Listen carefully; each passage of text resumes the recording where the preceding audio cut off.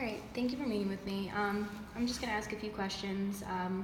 First, it's gonna be like the background, and then it's probably gonna get more deep. If you feel uncomfortable, just like let me know. All right, awesome. All right. When and why did you start the rush and pledge process with sororities? So last spring semester, I wanted to start in a sorority. I thought that it was important to grow connections and kind of just like make a network for myself. My mom always told me that I need to take advantage of everything that was handed to me in college, so I decided to go full force. Gotcha. Did you feel welcomed at first, and if so, how? Definitely at first, they make you feel as if you're immediate family. They hug you, they shower you with gifts. They make it so pleasant and friendly, like they welcome you into their house and everything. It's awesome. Did you hear any stories or rumors about the process prior to joining? And if so, why did you continue to go along with it? Through friends and family members, I did hear rumors about other schools and even my school, but I knew it was part of just the tradition of sorority life and it was just a norm, so it would be definitely worth it in the end for me. And did you ever regret it?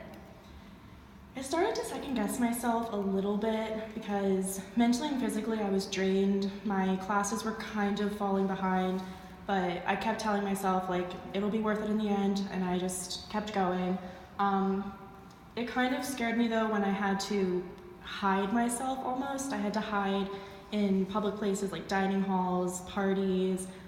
If I saw sisters, I was obligated to say hi to them or something. And overall, I missed my friends the most because I just couldn't go over and see them. And I kind of just felt like shit all the time. My mental and physical abilities were totally not the same as I was. And what about after the pledge process? Was there ever a time once all the torture was over that you didn't feel like you wanted to be a part of it? It was definitely hard seeing the next pledge class because I couldn't be myself around them. I had to do what the other girls did to me, and it made me feel even shittier because I couldn't be nice and I had to uphold this image of just a nasty person almost. Would you say that they followed the university hazing policies? At first, I feel like they were obligated to just because they need to show you that you're welcomed, but it definitely changed. And were you hazed? Yes, definitely. And what would you say was the worst thing that they did to you? Oh, that's a tough one. I guess there's two that definitely really stood out. One was when we were ordered to kind of strip down into our bra and underwear, and we actually had to sit on a dryer that was moving, it was on, and frat brothers had to circle fat that was shaking, any cellulite they could see, and it was with a permanent marker. So it kind of stripped everything from me. And another thing that we had to do was the never have I ever. The girls would ask us really, really personal questions, sensitive like subjects about our family, secrets, even sexual activity.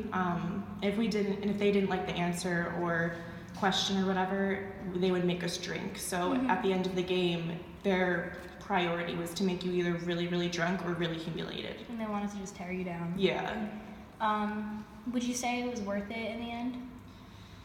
I would definitely say there's pros and cons because I was depressed for a really long time after, even when the hazing not completely stopped, but kind of lifted. I was unhealthy, I was losing weight, I didn't sleep.